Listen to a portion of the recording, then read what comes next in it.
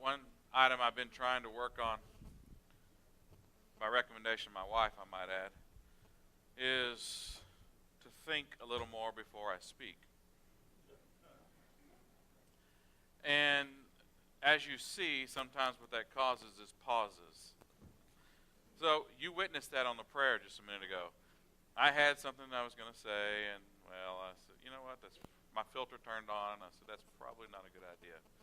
So you got to pause. Sorry about that. But be blessed. It was probably better I didn't say whatever it is I was going to say because I already forgot.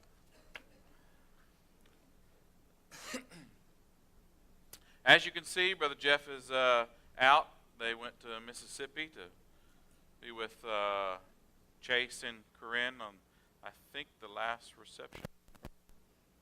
Hopefully. But it's fantastic that their church loves them so much that they're giving them another one.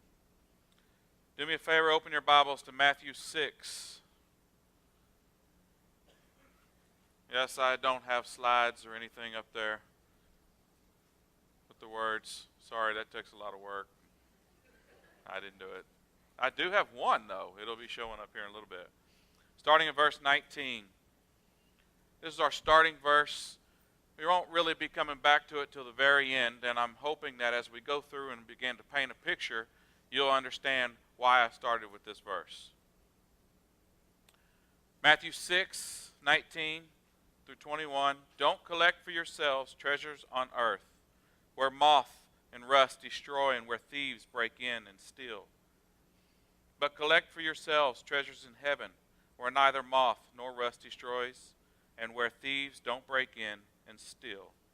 For where your treasure is, there your heart will be also. Title of today's message is, Where's Your Heart? It's an important question that really all professing Christians should ask on a daily basis, really.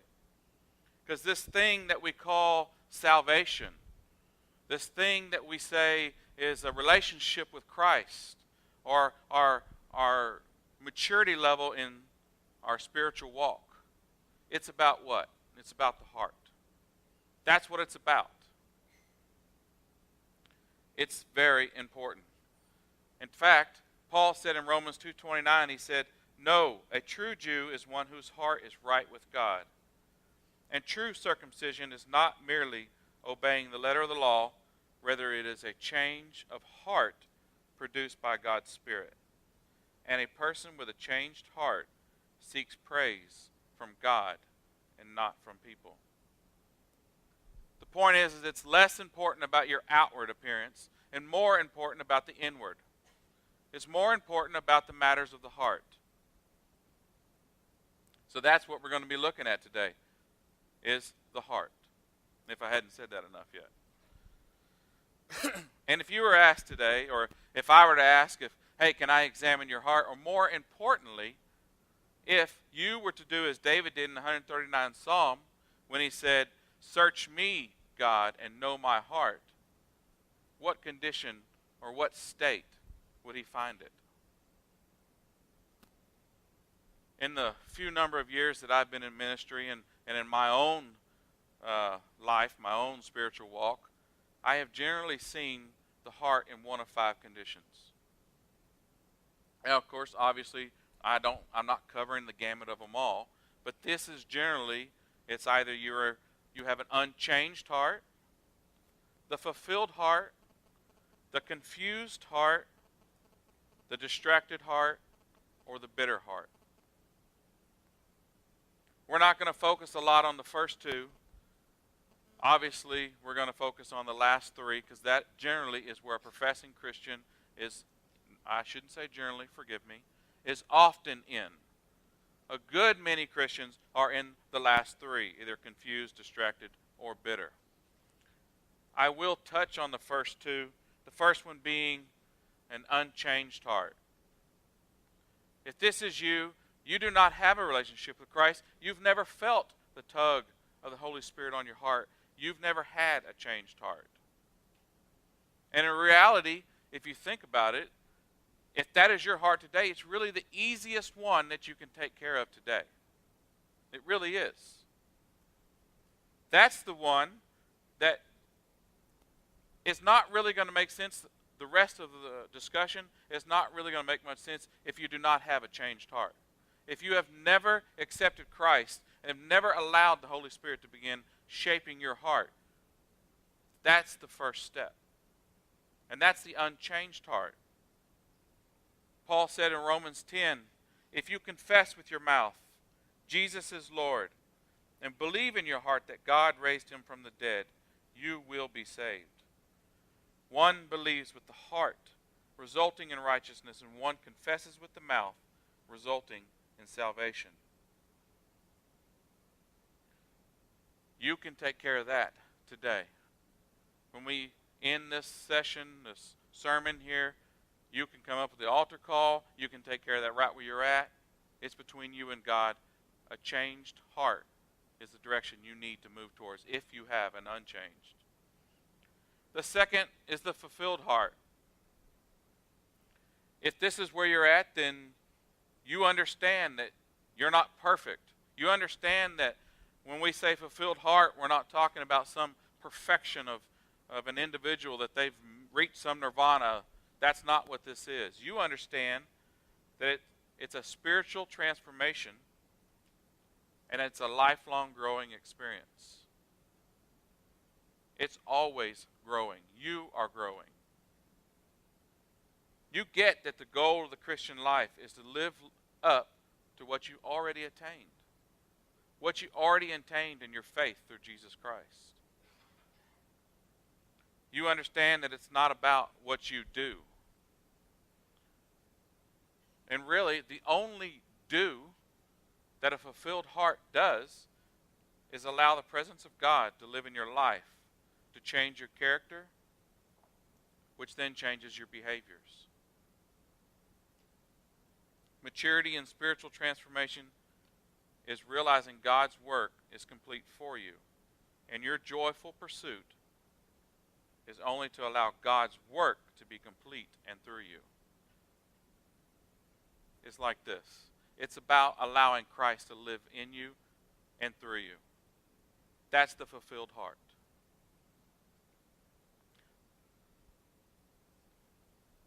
The last three.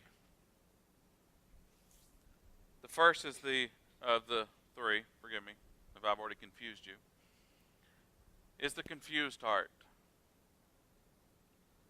This is the disarrayed heart. This is the puzzled heart. This is the clouded heart. If this is you, you started off strong when you first became a believer, or you are now. You started off strong and you headed down the Christian walk, the road to maturity, and you were doing good. And then something happened. Something occurred. And you look back and you don't even know how you got where you're at now. And really, this isn't what you wanted. This is not who you wanted to be. But you got lost. And not lost in the sense of salvation, but you got lost in the sense of getting lost in the woods off the trail. You've lost the main trail. You look back and you go, I want to be back in fellowship with God. Like I used to be. You have that confused heart. You don't even know which trail you're supposed to take. You just know something's not right. You just know you're not in fellowship with God anymore. You keep moving, searching what's going to bring you happiness, what's going to bring you peace. What is it? Is that you? Is that your heart today? Have you stalled out, so to speak? Or are you like where I was for 10 years and where I see probably one of the largest percentage, the distracted heart? It's the easiest one for me to speak on because I was there for a very, very long time. And I believe that it is where many Christians live. is the distracted heart. It's the unfocused heart. It's the troubled heart, the sidetracked. It's the entertained heart. Brothers, sisters, make no mistake, distraction is a tool of the devil. It really is. He uses it all the time. In today's society, it's not hard to imagine being distracted, is it? I mean, we are brought up, we are started off becoming distracted. I can't speak for you, but I can tell you about my life. I was brought up to get a career. I was brought up to raise money, to take care of my family. And I'm supposed to. Those are not wrong. And so that's what I did. I done what I was supposed to do. Get a job. Work hard. And then I move into management like a good little citizen. And I get training. And the first initial I'm taught is WIFM. And I think I told the junior seniors this. Stands for what's in it for me. That's what I was taught. Every situation I was supposed to be in, I was supposed to ask WIFM. What's in it for me? So as you can imagine, as I'm growing up, as I'm beginning to take care of my family, as I'm doing the things I should do, I see what my mom and dad have. I see what the Jones have. And nowadays, what? Credit lets you do it, right? You can just buy anything. You can do anything, just about, up to some limitations. And you get distracted. And really, this would be an easy discussion on distracted heart if I was only referring to possessions and money. But when you're dealing with the heart and you're talking about distracted heart, I'm not just talking about possessions. I'm also talking about what is consuming your time, what is consuming your thoughts. Sometimes that's the love of your kids. Sometimes that's activities. Football, baseball, soccer. I don't know. Name some more. You don't really have to. Sometimes it's an activity. It's hunting, fishing. For me, it was fishing. Big one. Took up my entire life. And if it was just possessions that we begin searching happiness in, this would not be as hard to talk about. But we do look at other things, and we do try to find happiness in them. And that's whenever it changes, is whenever you are taking something and you are desiring it, whatever that is, more than God, that you're headed down a slippery slope and you're a distracted heart.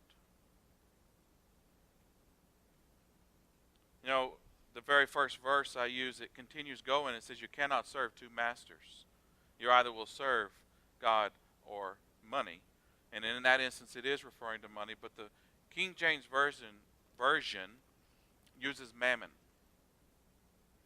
And mammon can mean multiple things, and it really does. Matthew Henry, one of my favorite commentators, wrote this about mammon. He said, the application of it is the business in hand. You cannot serve God and mammon. Mammon is a Syriac word that signifies gain. So that whatever in this world is, or is accounted by us to be gain, is mammon.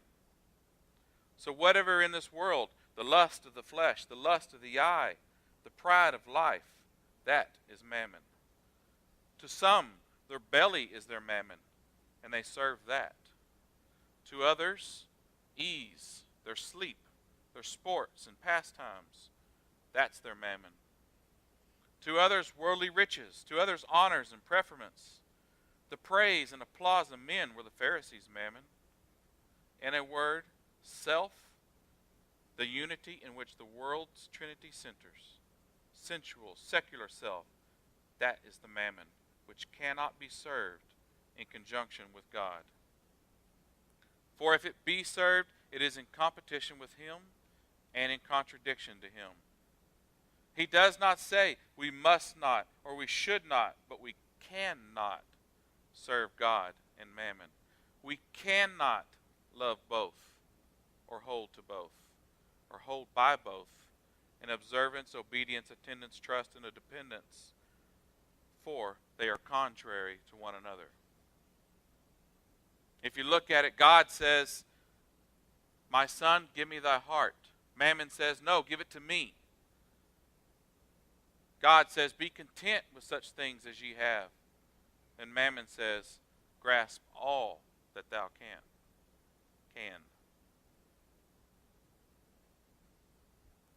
I've seen it. I've been there.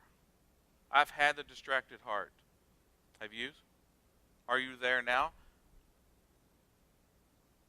Has something grasped your time and taken you away from God? Taking your focus off of Him? Whatever that something is? Or are you at the last level? Sorry, I said level as if it's levels. I believe if you're a professing Christian, you probably at some level have ended up in one of these states. I know I have. Hopefully not the unchanged. One time. The last one is the bitter heart. The unpleasant heart, the sour heart, the resentful heart, the freezing. You ever been in a church that's freezing? You ever been in a place where the spiritual level is so low because it's ice cold? I've been in many churches that way. May I just say, not this one, by the way. So. Okay, never mind. That was not good, apparently. But either way, many of you, some of you have ended up here. This type of heart is the individual that has walked the trail, has went this way. If God said take a left, they took a left, and then they took a right. They did what they were supposed to do. They followed the rules to the T. They know the trail they're supposed to be on, and they're following it. But then they take a look around, and they see that things don't seem to be fair.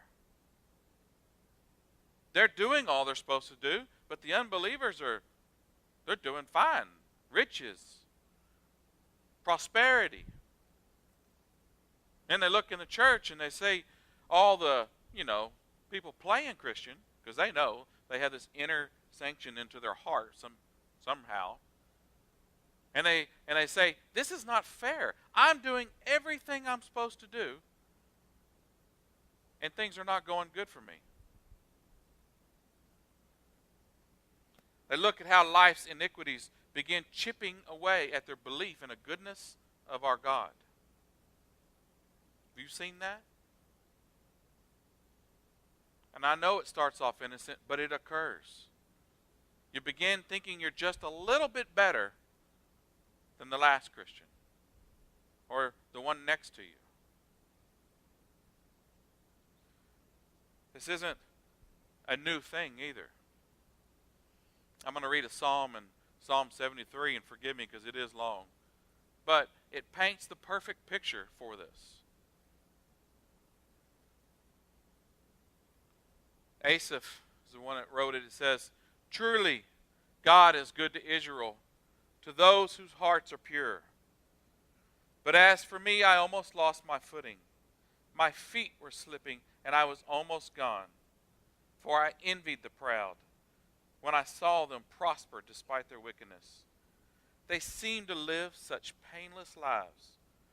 Their bodies are so healthy and strong. They don't have troubles like other people. They're not plagued with problems like everyone else. They wear pride like a jeweled necklace and clothe themselves with cruelty. These fat cats have everything their hearts could ever wish for. They scoff and they speak only evil. In their pride they seek to crush others. They boast against the very heavens, and their words strut throughout the earth. And so the people are dismayed and confused, drinking in all the words. What does God know, they ask? Does the Most High even know what's happening? Look at these wicked people enjoying a life at ease while their riches multiply. Did I keep my heart pure for nothing? Did I keep my innocence for no reason? I get nothing but trouble all day long. Every morning brings me pain. Asaph's taking a look and he says, life's not fair. Why am I doing all this? Have you been there? Do you have a bitter heart? Maybe, you know what? Here's the answer. Maybe happiness is in something on this earth, money, or because they seem to be getting away with it, or whatever it is, plus Jesus. Maybe Jesus is not enough for complete happiness. And it sounds bad, but when your actions are speaking that, you have a bitter heart, and that's what you're doing. You're doing it. Sometimes it makes you pause. You get a critical spirit, and you begin searching for happiness in other areas. Is that your heart? Which one are you? Confused? Distracted? Bitter? What is it that makes us believe these lies? Because that's what it is.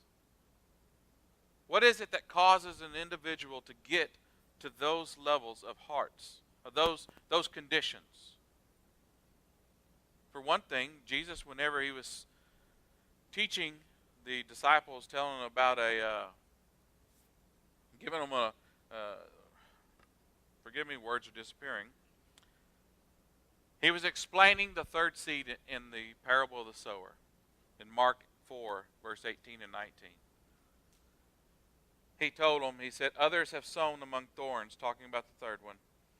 He said, these are the ones who hear the word, but the worries of this age, the seduction of wealth, and the desires for other things enter in and choke the word, and it becomes unfruitful.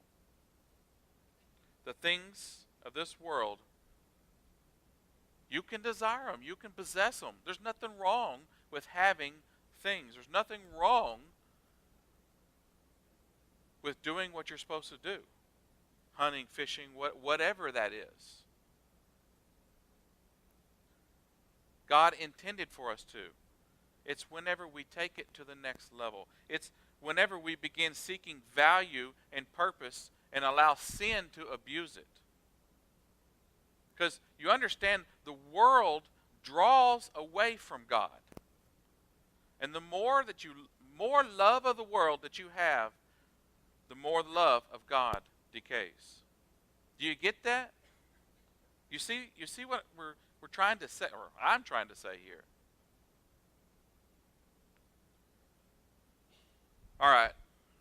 So you say, all right, maybe I am in one of those conditions. Maybe my heart is there. I'm going to make changes. I'm going to change my behavior. That's what I'll do. What I'm going to do is I'm going to read the Bible more. I'm going to pray more. No, I'm going to serve more.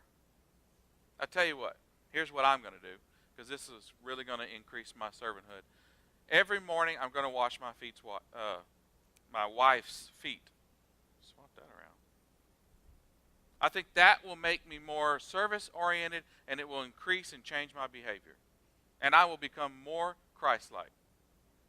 What do you think? This cable is about to drive me insane.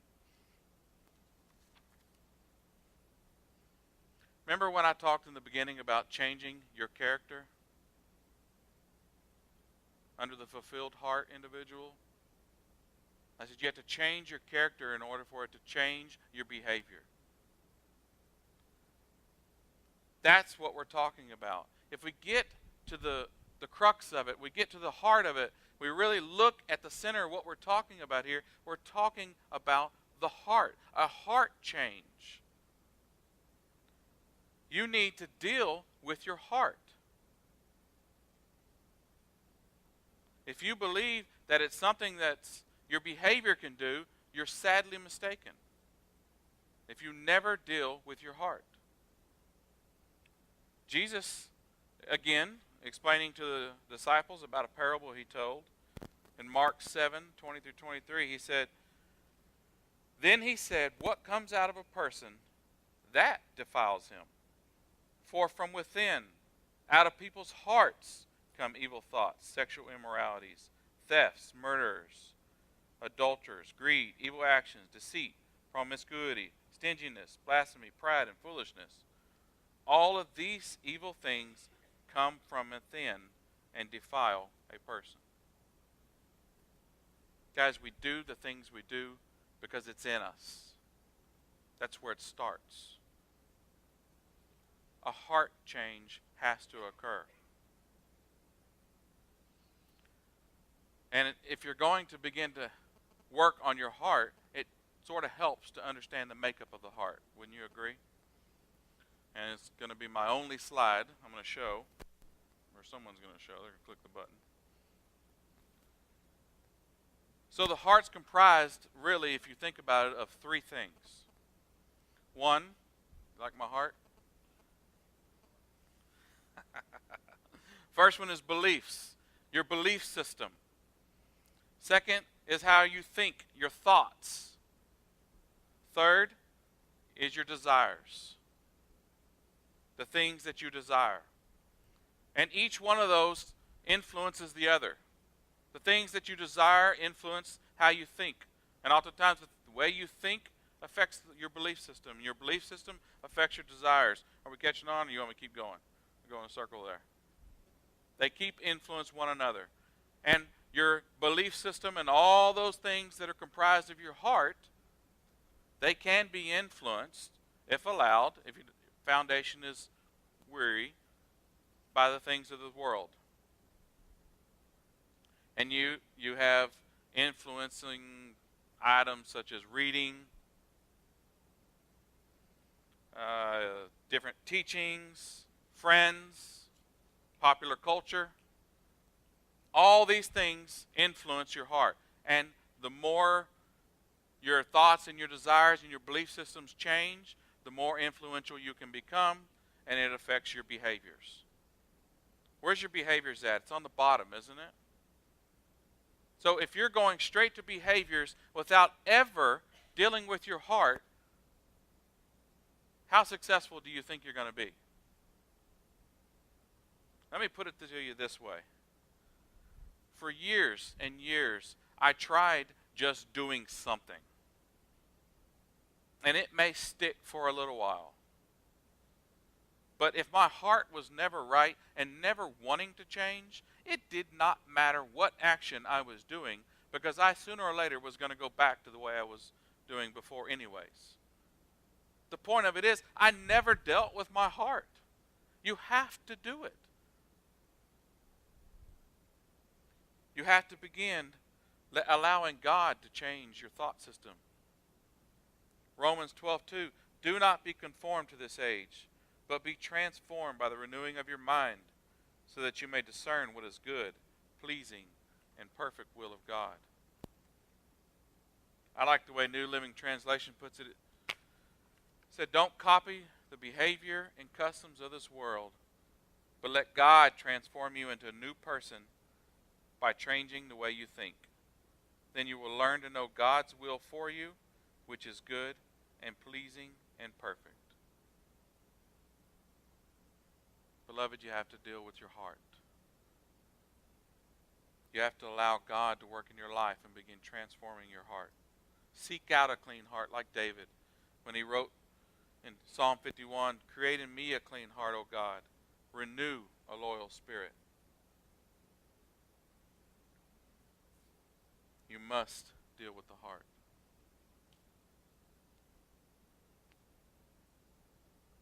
Are you dealing with an unchanged heart? You can resolve that today. If your heart's confused, distracted, bitter, I pray now that you understand that behavior alone is not going to solve it. If you're looking to make a change and you're going to just do it by behaviors, you're setting yourself up for failure.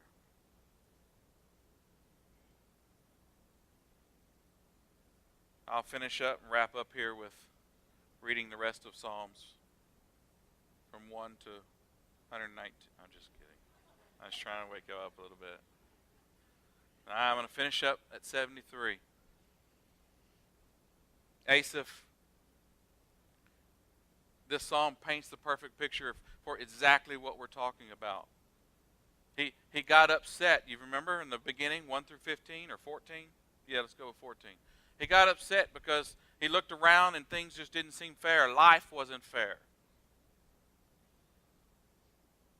And then he come to his senses, and starting at 15, he said, if I had really spoken this way to others, I would have been a traitor to your people. Remember, he's talking to God. So I tried to understand why the wicked prosper. What a difficult task it is. Then I went into your sanctuary, O God, and I finally understood the destiny of the wicked. Truly, you put them on a slippery path and send them sliding over the cliff to destruction. In an instant, they are destroyed, completely swept away by terrors. When you arise, O Lord, you will laugh at their silly ideas, as a person laughs at dreams in the morning. You see what he said there?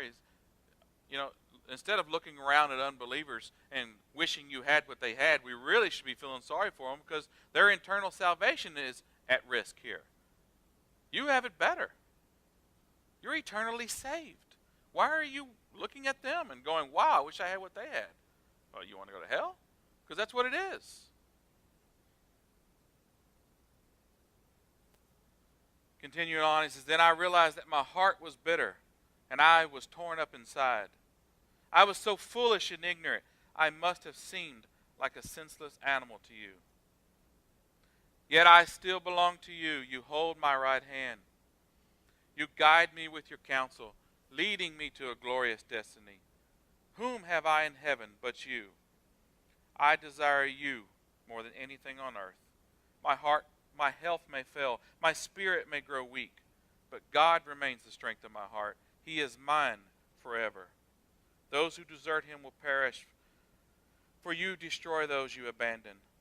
But as for me, how good it is to be near God.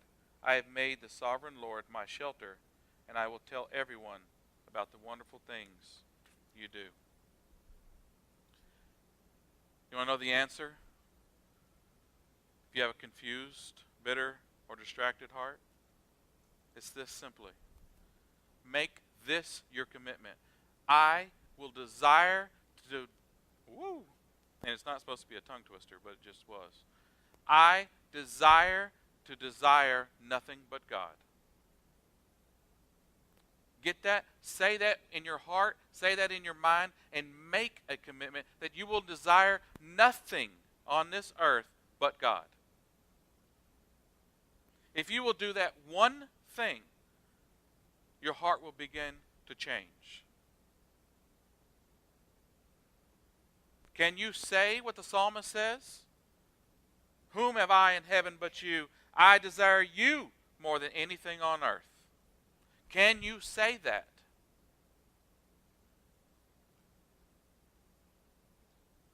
Like I said at the end, or the very beginning, you would understand the verse. I hope you do now. Matthew,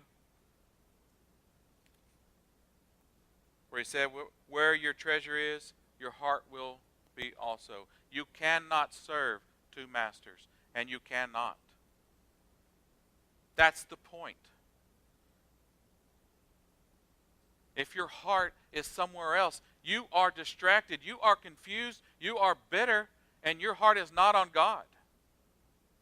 That's plain and simple. I'll finish up with this. Like I said, for 10 years, I lived with a distracted heart.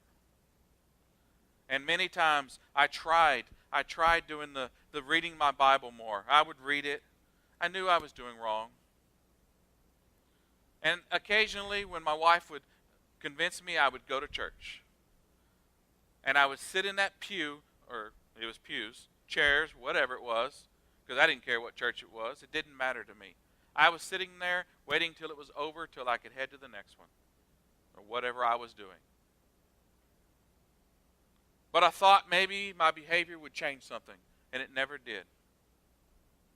Until one evening when I went to a little church in Security, Texas, much smaller than this church, and something changed. And I began understanding that this relationship with Christ was about the heart. And my heart began changing. And I began reading His Word, and it wasn't no longer that I was just reading words. I was reading things that were transforming my heart. And I no longer was attending church because it was a check-off mark that got my wife off my back. It was because I wanted to be there. I wanted to be in fellowship with God. I wanted to be in fellowship with other believers. And I was reading His Word because it was changing my life. It was growing me closer to Christ. And I was praying because that's whenever I was in fellowship. It was no longer just behavior. It was things I was doing because I wanted to do. It was drawing me. I had no choice. It wasn't about the behavior. It was about the relationship. And from that point on, I began desiring only the things of God. And I'm not going to say and lie to you up here that I all continued that. This is a growing relationship. But I make it my habit to try to desire only God above nothing else. Above nothing else. Let's close.